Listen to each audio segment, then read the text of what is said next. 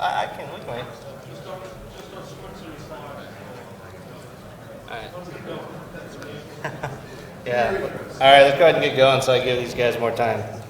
If you're in the Build It track, you're in the right place. Who's familiar with Security University and be interested in a few free classes? So I got some tokens here. Oh, that went like a frisbee. I apologize. I also got a few handouts. Here's some can holders. See how far they go. There you go. So just if you're aware, if you've lost anything, we do have a lost and found up in registration. You have to be able to identify the item, of course. Up next, we have HTTP screenshot with Steve Breen and Justin Kennedy. Justin currently leads an offensive security team and spends his downtime participating in buy bounties.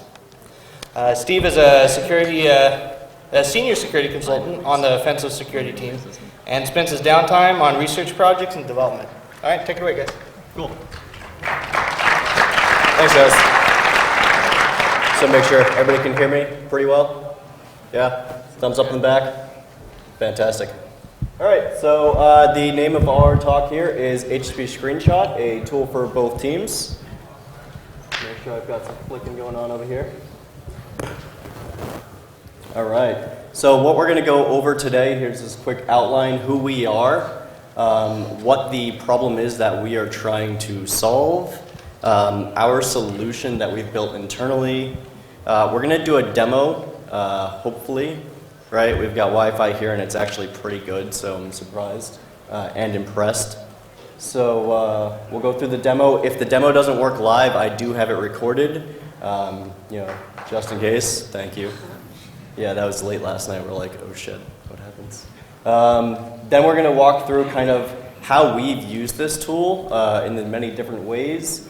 And then if we have some time, which I think we should, we'll be able to go through some questions and answers and hopefully get some suggestions from you guys on where you'd like to see this tool go and if you have any use cases for it. So. Oh, okay, I'll step up. Yeah, just step up so you can click. So I'm Steve Breen, senior penetration tester on Justin's team. I've been doing this for a few years with him, and we have a pretty good dynamic that works well in most engagements.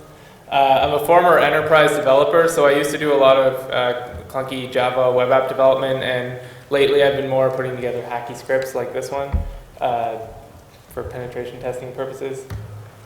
I do a lot of vulnerability and exploit development in my spare time after hours. Release some stuff on GitHub and some stuff on my blog, which you can see here. We're going to switch back and forth a couple times and hopefully it works out. Yeah, does it work? Test it? No, it works. All right, cool. All right, so who I am Justin Kennedy. I have been kind of a lifelong security person. Security has always been in my blood. I've been active in the community for about 15 years or so, early 2000s, maybe late 90s, not really too sure. I've always just been a mischievous person, so it came naturally to me to, and into computers, so it came naturally to me to get into this field. My career path a little bit to show you that I have been on both sides, which is why I think it's important that we're releasing this tool and kind of saying both sides can use it. I did start out as just kind of an intern in high school. I moved over to being a computer technician after that intern that turned into a full-time position, which I was very lucky about. I moved into help desk in Boston, which I'm actually from. From help desk in corporate, I moved over into the security operations center at VeriSign. And I was there through the SecureWorks acquisition, and then I left shortly after the Dell SecureWorks acquisition. From there, I moved out of the SOC into more of a network security role, managing checkpoint firewalls and whatnot. So that's kind of my, been on that side of the team. I then joined where I'm currently at now, which is NTT Com Security. As a junior penetration tester roughly 5 years ago or so. and just kind of worked my way up from a junior to a senior, from a senior to a principal, what I am now. And then, now I lead the OffSec team, which, Steve is a part of. There you go. You're good. So I am absolutely terrible at anything UI related. I can't make anything look pretty. These slides are what you're going to get.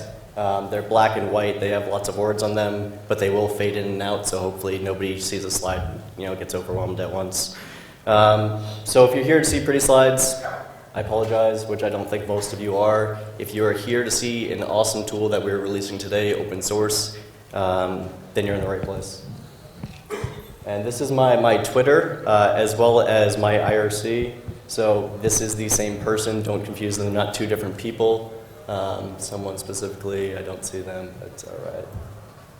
So before we get started, show of hands. Who here is on the blue team or defense side of the house? Awesome. Great. And then who here is on the red team side of the house? Good mix. That's a good mix. That's fantastic. Who does both? That's a great question. Awesome. That's great. Hopefully you're able to use this, or I know you definitely will be able to. So a quick blue team challenge. Everybody kind of clear your minds real quick, and we're going to start out with a question. Who here knows every single thing, every device, every application on your internal network? Wow, you are an honest bunch. That is yeah, exactly. So for those of you, pretty much everyone in this room then, why not? I'm not naive. Because we like to sleep. Good point. That's a good answer. I hope that we can have you sleeping easier at night, or after you run this, maybe not as easy at night. All right, so I'm going to talk a little bit about some of those challenge reasons, and those were two that were good. The first one, who here has gone into an environment, started a new job, and you have no idea what's on there, obviously, because you just started, and there's really not any documentation around what's already there? Yeah, it's like you're going to manage the network, or you're going to manage these servers, or you're going to do whatever, and you're like, great, where are they? Well, we've got these ones over here that we use primarily all the time, but those are the only ones we really remember. So unless you're actively going and doing some sort of discovery on your internal network, you probably don't know what's there. Second one, this usually happens in larger environments, corporate environments, or even new environments where it's a software development company and the power users get to do whatever they want. So you either work in the server team, you work in the network team, and you have business units that go and spin up software, spin up applications without telling you, right? And just like, okay, well, we have a process for that, or hopefully we have a process for that. So they spin up these applications that they're buggy, they're terrible, you have no idea what they are, and they don't tell you. No, never. That never happens. We're done. No, that doesn't happen. Or for those of us that have been at a job for 10, 15, 20, 30 years, and when you got there, you were installing these servers, you were installing these machines, you were running these applications, but then you weren't. You weren't managing it anymore. You moved teams. You're on a different team now, which I hope so, usually after 30 years or so. And you forget about it, I always make fun of this because it gets kind of overused, I think. But it's absolutely true. The old NT4 box in the closet that is dusty as hell, it's got a sticky note on it that says don't touch. It'll break. Everything will break. Everything will catch on fire. So you don't touch it, you leave it there. You have no idea what the IP address of it is. You just have no idea. And the last one, somebody just plugs some shit into your network. Why not? Never see that. You never see that, no. And NAC is supposed to solve that if you have NAC. Which, On all your VLANs? on all of everything, yeah. So, you get some guy who comes in and goes, you know what, I just bought this new home router, or I just bought this NAS, this wireless NAS, whatever it is, and he just plugs it in, or she just plugs it in. Doesn't tell you, it's under the desk, or, Hey, this happens to work when I plug it into the jack that my phone was in. yeah, right? If I just plug it in, I can connect my wireless to it, my phone and my laptop. So these are some of the challenges that we face on the blue team, or that you face on the blue team, I used to face on the blue team. And that's why we don't know what is on our networks. Now, where I'm at, moving over to the red team. And I will say red team not necessarily as red teaming assessments, but that too. I also mean penetration testing, but I'm really using the term as just the offensive side. So, on the red team challenges, we are hired to go in and compromise an organization that we know nothing about because we don't work there. Makes sense, right? So they hire us, we do our recon, and then we're expected to go and know everything on their network, or we're supposed to know how to get into their network, on short time limits most of the time. They're hiring us because they want to know what their attack surface looks like. So we have to go in and we have to, find out all of the servers they have, all of the applications they have, all of the devices that they have, just what their attack surface is, what their risk is. And that's hard to do if you don't have a good idea of what is on the network. Everybody here familiar with MassScan? My favorite tool, just about. I only saw one hand. Do the rest of you really not know? Okay, all right, fantastic. So a couple of you do. Those of you that do not, even on the blue team, this is an incredible tool and you should be using it because it will save you a lot of time. For anybody who has used this, have you ever scanned a Class 8 or a Class A for a single port or a couple ports? How long does that take? How much? I step away from that run about 10, 20 minutes. Okay, so we run this pretty much every internal we have against a /8 if they have it, honestly. For a single port across this, it takes about 2 minutes. It is incredible. If you asked me probably 10 years ago if I could scan a Class A, I'd say no. Oh yeah, I could, if you're gonna pay me, to sit here for a couple of weeks. And the last one here, again, coming back to time. We don't always have as much time as we would like on an assessment. We're coming in, we're getting paid, you're here for 40 hours, 80 hours. If you're on a red team assessment and they actually let you do a longer test, great. But most of us don't have that luxury, or for every project we don't have that luxury. So we're going in for that 40 to 80 hours, and that is not enough time in a lot of these larger networks. You're lucky. Some of us have 1 day or 2 days, maybe. 24 to 30 hours. Is that three working days, or just 24 hours? You're starting at noon and you're finishing at noon 3 tomorrow. working days. Okay. Usually on those, if it's that much and the network's big enough, I usually just end up going at it for a whole day, 12 hours. But that's because it's fun. I'd love to have 80 hours. That'd be great, wouldn't it? So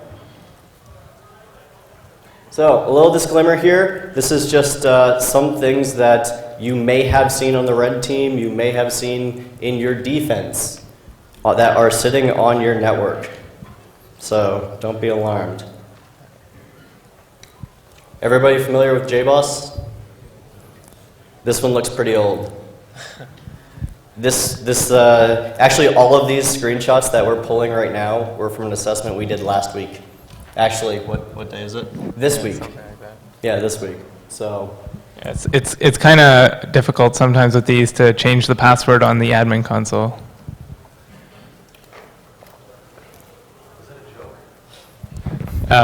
It's like 3 config files or something, but people just neglect to do it. yeah.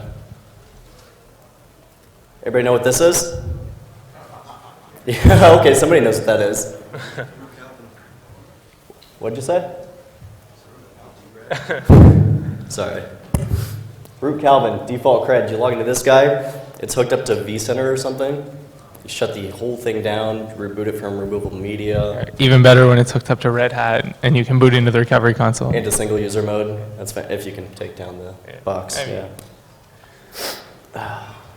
All right, next one. These are extremely useful, and you find these when you're scanning for HTTP all the time. There's tons of shit in here that people just use it as a scratch pad, really. It's a web server. Hey, transfer that file over to me. Okay, throw it up in your web directory. We find creds in here. This can be an initial foothold for an attacker because we get this, we start walking through, you just start going through some of the XML files and you will find wonders. Anybody see anything funny about, and remember I said this was from this week. Anybody see anything funny here?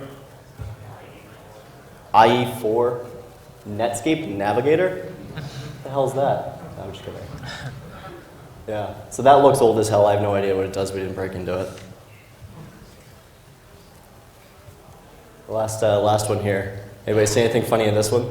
We see these all the time, network cameras that have no authentication. If you're doing a red team assessment or you're doing a penetration test where you're able to use application network physical attack vectors, I'm sitting in the wireless in the parking lot or something. If I can get onto your wireless network and then do a scan and find your network cameras, I can follow your guards around. Maybe, right? Anybody see the funny thing here? I have no idea where this is at either. I know the client it does have this, yes, I just don't know what it does. So.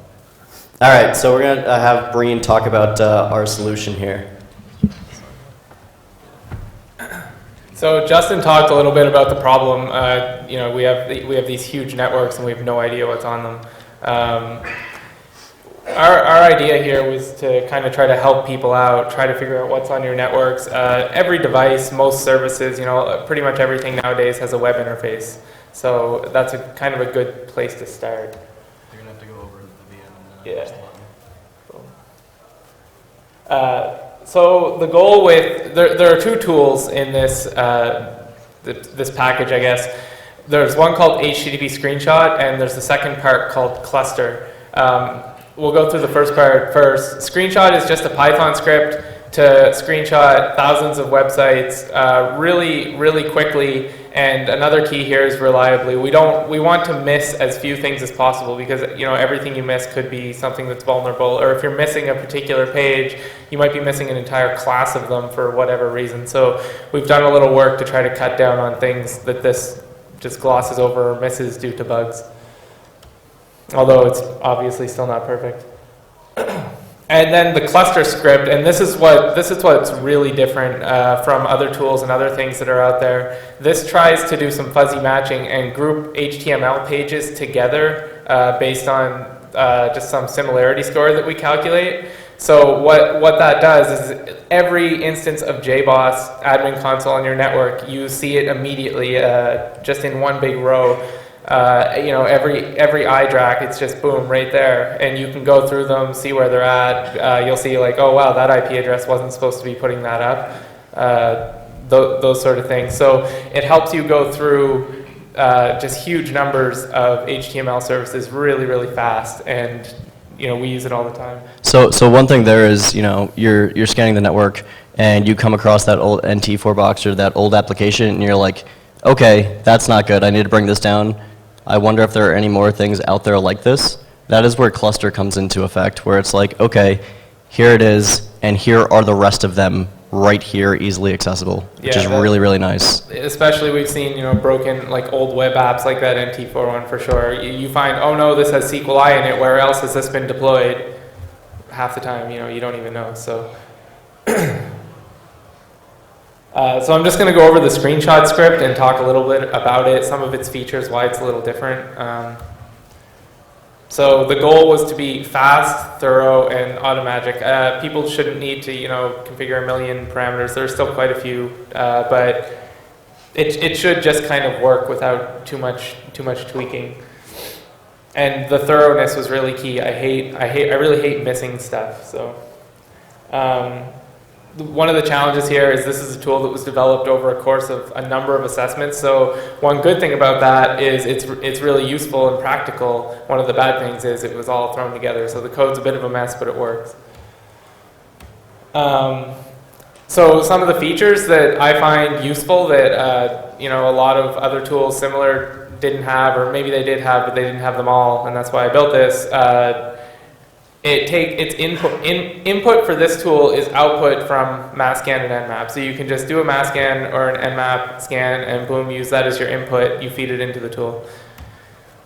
Another key thing was it parses and executes JavaScript. So the way it actually goes and grabs these screenshots, it uses Selenium WebDriver, and it uses, you can use Phantom.js for headless mode if you're running it on a server, or you can actually have it spin up, a million Firefox windows on your screen and visit all these pages if Phantom.js isn't doing it for you. SSL auto detection was huge. It's super helpful. Sometimes you just don't know if a port is SSL or not. It'll try both. This feature isn't implemented in the fastest or best way, but it does work pretty well. This one was kind of interesting. SSL certificate domain scraping for vhosts. So a lot of the times what we see when we're on a network is you'll hit a website at an IP address. You'll just try http:// or https:// IP address, and the vhost, it just won't give it back because you didn't specify a valid vhost on that host. So we'll grab the SSL cert, scrape out all the host names from it, and add those to the list of things to screenshot. One thing we could do here that I want to add soon is do reverse PTR lookups for non-SSL SSL sites. Like I mentioned, it's headless, so we run this on a server that doesn't have, we don't log into it with a graphical session.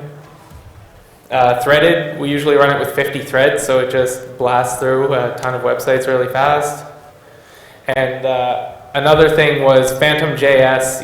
It's not the best browser in the world, so sometimes it fails because its default is SSL v3, so it'll kind of try both just to try to not fail on your websites to verify that. We found we found this bug the other night where we were scanning just large amounts of ranges. And it was failing, it was blowing up, because you'll see it here in a few minutes. It was just blowing up in the CLI, and Breen, being the perfectionist that he is, with the exception of the code, is, he was like, why is it missing all of these things? These are all things that we should be attacking. These are all things that we should know about.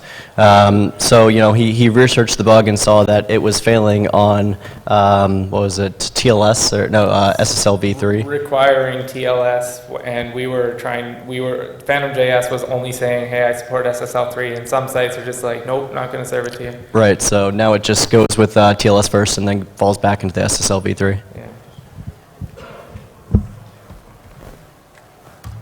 Associated with the recent. It might be, it could be. I think we were scanning, was it eBay's range for the bug bounty? I don't know. We were scanning someone who probably had dealt with that, and that's how they chose to address it, which is fine. So we'll talk a little bit about cluster, what it does. So this is the script. So this is a separate script. httpscreenshot goes through, grabs a bunch of PNG and HTML files, just dumps them out in a directory. Cluster goes through all the HTML files, and it tries to find similar websites and put them together in a pretty, it's really not that advanced how it works, but it seems to work fairly well. And I'll talk about that. The other thing it does, so for the output, it displays the resulting groups of websites in a useful way. So the output is an HTML file, and it uses some JavaScript hover zoom. So you can just put your mouse over something, it blows up, and you can see exactly what it was. The actual clustering algorithm it uses, for those who care, it reduces to a clustering algorithm called dbscan. A lot of clustering algorithms require a parameter called k, so you tell it, hey, I want 100 clusters, go put these things into 100 groups. But with our problem, we don't know how many clusters we want until after, we want the algorithm to tell us that. So that narrows it down to less clustering algorithms you can work with. There are a few other options. I chose this one because it was easy. And it seems to work pretty well. It uses HTML tag and attribute values to compute a similarity score for two sites. So it'll look at two HTML pages, and it'll compute a number like 0.4, 0.5, based on how similar those are, and then it'll start doing the clustering and grouping based on that. So one thing we noticed here was when we first looked into this, we looked into doing the image matching and image comparisons and seeing what would work there. But one reason that didn't work very well is you get a lot of times sites that are branded. It's the same backend, it's the same application, it's just branded differently. Yeah. And that would throw off the results. So Not only that, but doing any kind of machine learning clustering algorithms on images is a lot slower than yeah. scanning a plain text file. Yeah, so it just uses like, right now it only uses these 7 tags and things that come out of the HTML file. It could be useful to add more, but if you add too many, you might get false positives. This is what we use now. So just like href target strips out the domain, compares those. Anything with like the name attribute of fields, src, ID, class, title, and h1. The script also, this is something we don't do a lot, but the blue teams might find useful. It supports diff reports, so if you scan this month and then you scan again next month, it'll show you with the clustered output still anything new that's been added, anything that's been changed since the last time based on IP address, and anything that's been removed since the last scan.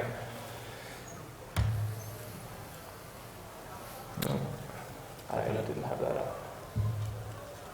All right. Demo time. Demo time. Let's do it. All right, so let's move this over here, move that out of the way.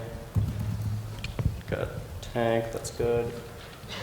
Let me make that text bigger for you guys. Can you do that? Yeah, I can do that. Oh.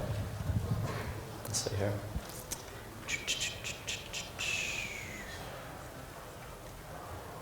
Feel free to yell out any questions if you have them while I'm doing this. Yeah, I can take questions while Justin's screwing around with his computer. Let's see.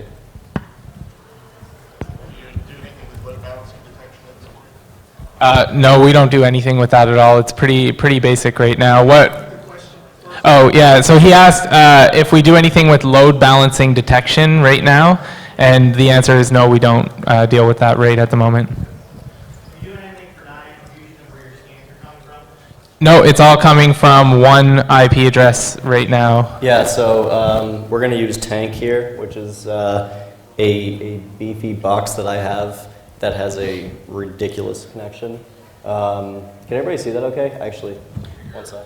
This script actually would be pretty easy to create like a core thing and then have it just distribute the list across a number of nodes, but we just don't have that many VMs and IP addresses to do that, so we haven't developed it. But yeah, definitely an interesting idea, and would be extremely useful and faster. So everybody can see this okay, or do I need to make it bigger? Bigger? All right, let's do bigger.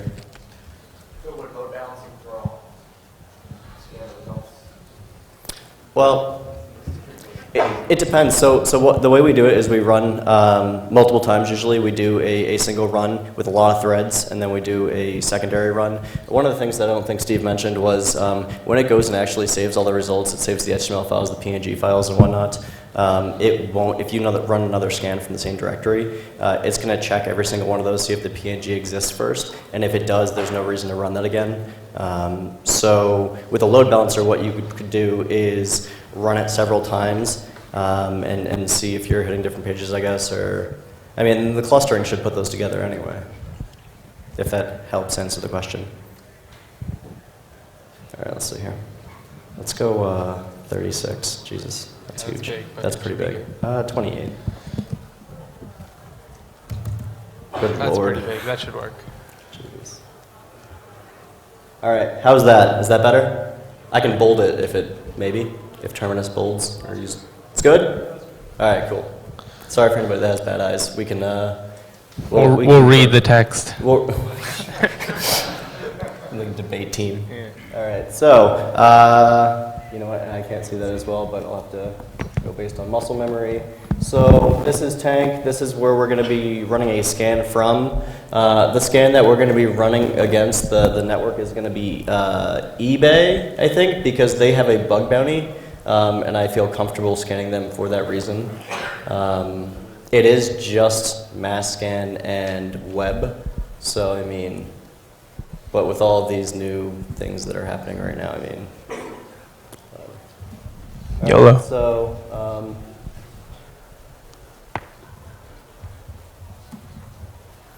So here's the network we're going to be scanning. What is it? Is that a /19? All right, cool. That'll work. So I actually have a small script, just a shell script that I use to make my life easier, and will probably make your lives easier too if you're lazy. So I just call it mass HTTP, and what it does is runs HTTP screen. And I'll explain these options actually real quick. So we're running mass scan first. Thank you, Rob, for port 80 and 443.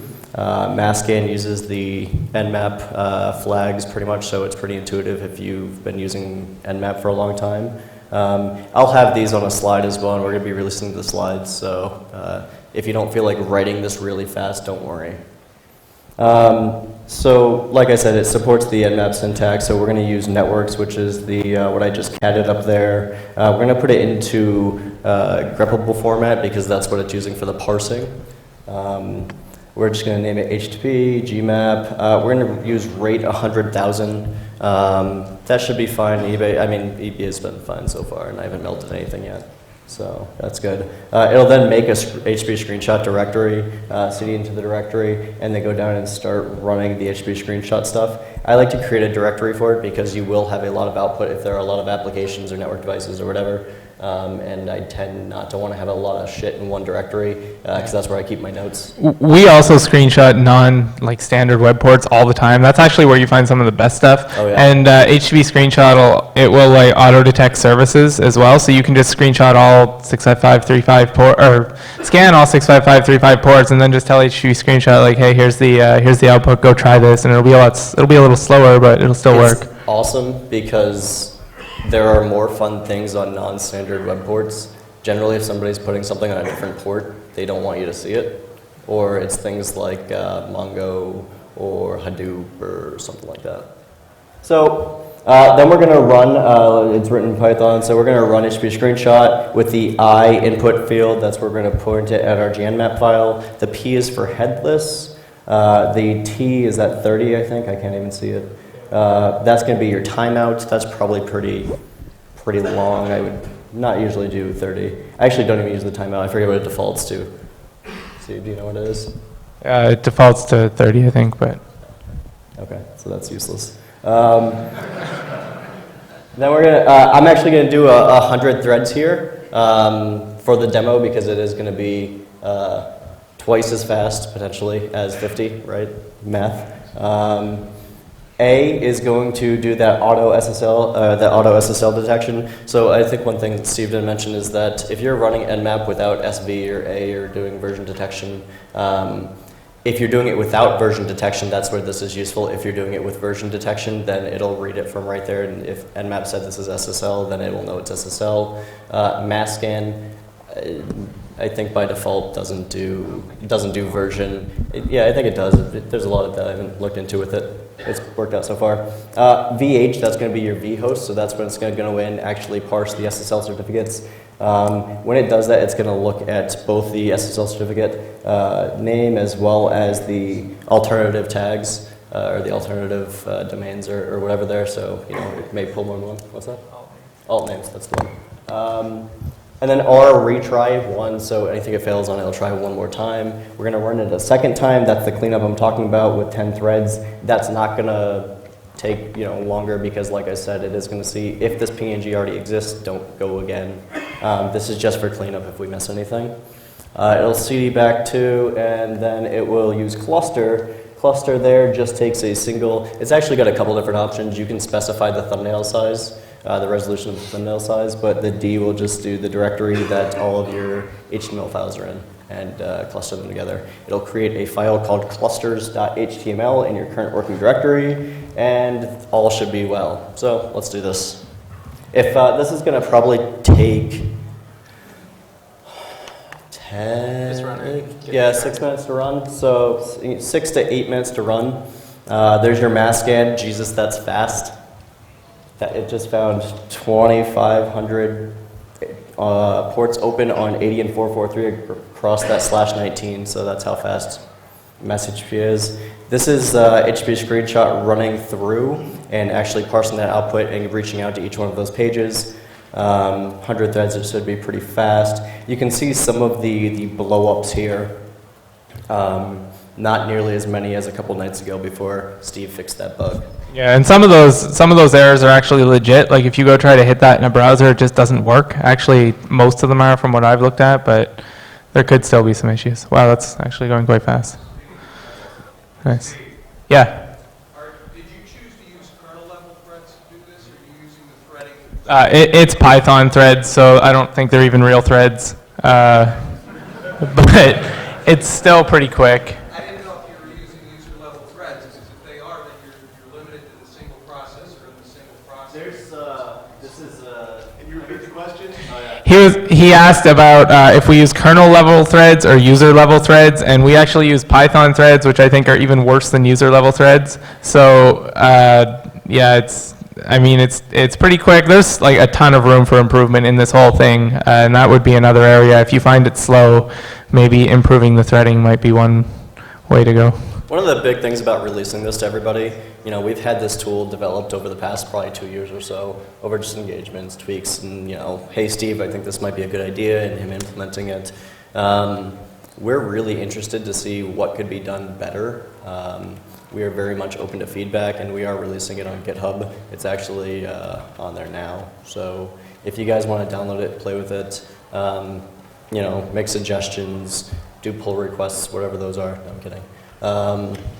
Yeah, I'm more than happy to have that be done. I think it might be done. These ones are just the ones that time out, I think. Yeah, I'll kill it and wait a second here. Is it just under GitHub as httpscreenshot? No, it's on Breen Machine's GitHub. We'll have a link at the end. All right, so what I'm going to do is I didn't let it run that second time. I probably won't. It's got enough there. So I'm just going to move over to the clustering portion of it. So tools, cluster, I don't know what that said, so don't look. Tab complete. I think it was just the ntds.dit extraction stuff. And then your directory. All right, so now it's going to go through. If there's a faster way to do this portion, that would be fantastic, because this is going to take a couple minutes. So if you guys, end up looking at the code and think there's a better way to do it, that'd be awesome. So, any questions so far? Any more? That's actually a whole nother thing we're building. It's pretty cool. It's it does awesome. So we were starting to build a framework that it has a database of default creds for different things, and it goes and try to log in. And then there's another module for the same tool that it detects login forms on HTTP pages, and it can go and try a list of creds you give it. But we don't use it a lot because we're kind of worried about locking things out and all that. But it might be useful for some people. Yeah, so that'll be something that if we do end up putting more time into, Steve built the framework. I spent a lot of time going through, and we didn't think it would be worth releasing to everybody until we had a good amount of modules. Just like Metasploit came from, just 25 modules or so back in the day when it came out. I do think it's something that if we released it, and it is very easy to create the modules. They're just XML files.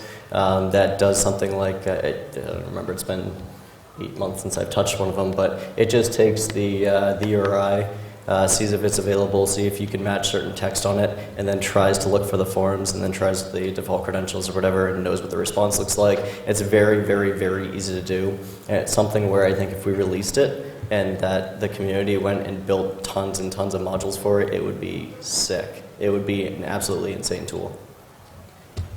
So yeah, maybe next year, maybe next ShmooCon. Man, this is the waiting part. You have the results already, don't you, somewhere? I do have the You results could just already. pull up Yeah, the I'll pull up results. the results already.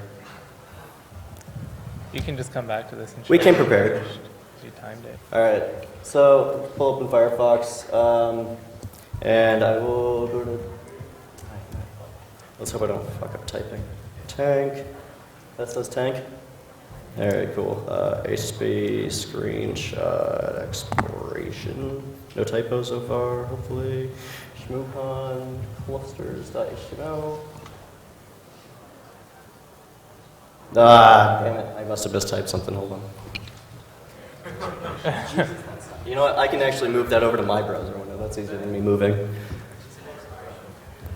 Oh, yeah, you're right. I asked for typos. Come on, guys. All right. Yeah, there we go. Yay. All right, so this is what it looks like. I'll make it a little bit bigger. It's a little slow because we're loading it over the internet.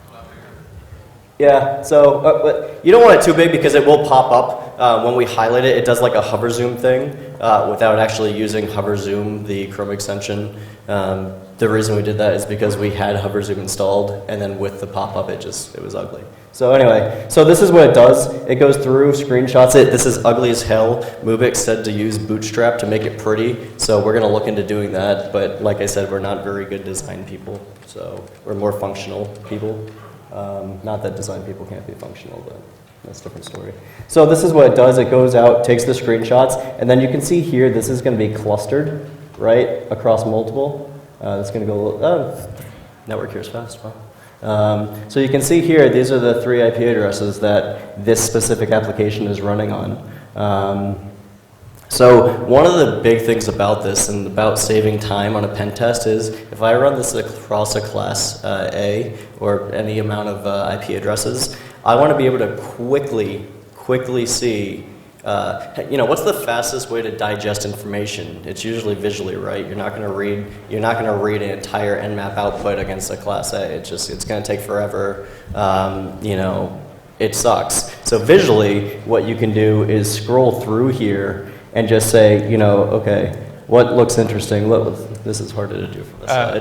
Another thing, though, is it does output the HTML, and a lot of the time we'll grep that for things that are interesting, like ILO or whatever. That's a good point. So it saves the HTML files. So I don't know if you guys heard Steve, but you can do things like just go into the directory and then grep for something like Jenkins, ILO, Drac, and it makes it really fast to be able to say, oh, there we go. So that's good. So this is what the output looks like. And we do have something fun for some of you, if we find it. I don't think that's it, but maybe. Nope, that's not the one. All right. Is that Tomcat? No, I can't see from the side. That's actually the hardest part about this. That's not it. It's a dark-looking page. Forbidden. So, one of the things it does is because it does match on those HTML, the attributes, if you get a page back that doesn't have any HTML, it'll usually cluster those together. These aren't an example of it, but so you'll see sometimes that maybe this whole entire row is not necessarily the same, but that's because it didn't have any HTML to go off of. That might be something that we think about something to fix. So there you go. There's a bunch of Tomcat there. We're actually looking for something pretty specific right now, though. Anybody here ever do the eBay bug bounties? Let's see how fast. Let's see who the fastest person is. Come on, where are you? I have it bookmarked if I can't find it in the list here. I know, this is the interesting part. What's that? There it is. There it is. So one thing that we're going to do, Tyler's suggestion, is we actually don't put the link here just yet. I'm going to get away from the IP address for a second. So we don't just yet do the links. We did that on purpose. We didn't want to accidentally click something while we were looking through the results. If we're trying to be more stealthy after mass scanning and hitting I wouldn't call it stealthy. After, I guess we just didn't want to load the pages on accident for some reason. What was the reason? Do you remember? I mean, I used to have it so you could click on it, and you didn't like it, so. There we go. I wear the pants in this family. Just kidding. I love you. So, all right. So this guy's pretty funny. We found this the other night when we were dicking around. I got that copied correctly, hopefully. So pasted. I would have moved back over. It's so much easier that way. Let's see. Oh, that should work. So we found this page. I don't know what the hell it was, but it looks fun, right? So, PayPal Playground, because, eBay and PayPal are the same. So PayPal doesn't pay they do have a bug bounty, but they don't think they pay, or it's vice versa. I forget which one pays. But anyway. So this was funny. We came here and we're like, oh, these things are interesting. What are you pointing at? The credentials. Oh no. What does that say? Universal credentials. That's interesting. So anybody know what OpenCard is? Probably vulnerable. No, it's definitely vulnerable. I don't know if these credentials work. so that's not for me to say. Yeah, I don't know. But maybe. Anyway, so that's the demo. So that's the tool. I'm gonna stop there. I don't know if you guys got the IP address, but if somebody wants to report that to, what is it, eBay or PayPal, go for it. That'd be nice of you. So that's the demo. We do have some more some more talking to do. But that was it. If anybody has any questions on that, no. Oh, good. I'm gonna say 5 minutes. Wow, nice work. All right, cool. Oh, thanks, guys.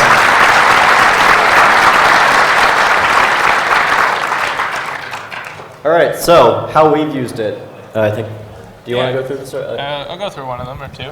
All right, you go through I'll go through this one. You go through the next one. All right, sure. All right, cool. Oh, you guys are leaving already? I'm just kidding. So first story about how we use this that was really awesome. We were doing an external penetration test. We had network and applications that we were allowed to attack. We do our general stuff, our recon. We go through and do a vulnerability assessment, and then we look at the results of that. We run HTTP screenshot, and there's this custom application, red vulnerable, because most custom apps are vulnerable, probably. Anyway, so we find SQL injection in this guy, and we're like, well, that's easy. Usually we find it was MS SQL, and when we find MS SQL, we're usually pretty easily able to own it. Runs the system. You have a pivot in the network. You do all this other stuff, and you eventually get domain admin and turn off the lights with HVAC stuff. Anyway, so we find this SQL injection in this application, find that it's running MS SQL, but it's not running as SA. It's not running with a privileged account. And we're like, well, damn it, that's, all right, whatever. No more XP command shell, all that stuff's bought. Well, it wasn't configured to allow XP command shell. And generally when we have SA and privilege, we just re-enable it, run our commands, PowerShell, web delivery through Metasploit, booyah. So that works usually pretty well. So we're like banging our heads against this damn thing. We've got cool data, but who wants just cool data? You want like internal access, especially when you're doing external. So after, I think like an hour or so being like, let's get privileges, let's privilege escalate, couldn't privilege escalate, all right, this thing sucks. We're like, all right, well, we need to start somewhere else. We got the foothold, that's cool, but we really, we always just want to break in and roll the network. So we go back into HTTP screenshot to see what else is there, right? So we neglected to look at the other servers because this does clustering, thank God. There was another server sitting there, and it was in a different environment. Running the same application. Running the same application, vulnerable SQLi. This one was running with SA. We were able to reconfigure and enable XP command shell, get code execution, and then pop the internal domain. So that was really nice that, the clustering portion of the tool allowed us to do that. I'll just quickly run through one more. So I don't know if anyone else knows what SuperGoose is, but I had never seen it before. SuperGoose 2, apparently. It's some network monitoring, network configuration device. Oh, do I? You have 2 slides after. So that's what it is, if no one's, I've never seen it. So we found this thing, and it didn't even ask for credentials. It was just boom. This was external. Yeah, external from the internet. So we just see this, and we're like, what is this thing? So I started poking around in the interface, and you can export config to XML. And the XML had a thing with a username and password that looked a lot like domain credentials. Well, it's corp / and you're like, thanks. Yeah, so the same place happened to have 3389 terminal services exposed to the internet somewhere, and we tried it, and boom, domain admin. Yeah, seriously. That easy. And the funny thing about that was terminal services was running on remote.companyname.com. Yeah, and actually the funnier thing was we had broken this assessment into multiple phases, and so we found this during the recon phase, and there were still like 5 other phases, and it's like, well, we've already won, and we were just doing recon. We spent the rest of that pen test, I think it was like another 32. Actually, we found this in like an hour, so we spent the other 39 hours pretty much just pillaging their internal network and stealing everything. So that was fun. I think we're pretty close to being done. We have 1 more minute. I'll just say that I have used this, story 3, bug bounties. I have used this tool extremely easily, as you guys just saw with eBay and PayPal. This makes your attack surface and your targets for any Anywhere that's allowing you to do *.domain.com, this is insane. Facebook, Google, they all have bug bounties. This is extremely useful. It's easy to get things very quickly. I've popped AT&T, Netflix, not Google with this, and a couple other ones just using this tool. And I know we talked a lot about red team stuff here, you know, the offensive side, but I'm almost positive, I'm actually 100% positive that you defense people, you blue team people will find this tool useful. It is free. When we've been giving this to our clients just as an added bonus for fun at the end of all of our engagements. The output is pretty big when you run it on an internal network. It is around 80 gigs of pictures. Maybe It's like no, 900 megs. Maybe. was it megs or gigs? I forget. Like 900 megs. Was it? All right. Well, On a maybe big- not that big. 80 gigs, Jesus. Yeah. So we've been giving this to our clients, and they've absolutely loved it. They've found it extremely useful. They're like, "What the hell is that?" Which is what it's supposed to do, right? So they now knew about it and knew about all the instances of it. So that's it. Yeah, cheat sheet. We'll release these slides. Actually, if anybody wants them, you know, ping me and we'll throw them up on GitHub or something. That's the cheat sheet usage. That's the mass HTTP script, if anybody wants to take pictures of it. But again, I will be releasing it. It's a shell script with 10 lines and 5 lines, something like that. So, you know, pretty easy. There's the code. Take a picture of that, or just remember Breen machine. It's called HTTP screenshot. Pull it. Big thing here, if anybody, you know, has issues getting it up and running, it's very easy to do on Ubuntu. I made sure to do it from a fresh VM and have the instructions there on how to do it. If you guys have problems, please come find us at the conference, or feel free to ping us. We would like to help you and make sure we have instructions for other people. Yeah, like I mentioned before, the code's not the nicest thing in the world, and it uses like a bunch of crappy libraries and stuff. So, well, maybe like 5 or 6. So you have to install them. Apt-get. They're all in the Ubuntu repos, so it's not that hard. But Yay, no more .configure make. Yeah. Anyway, so that's it.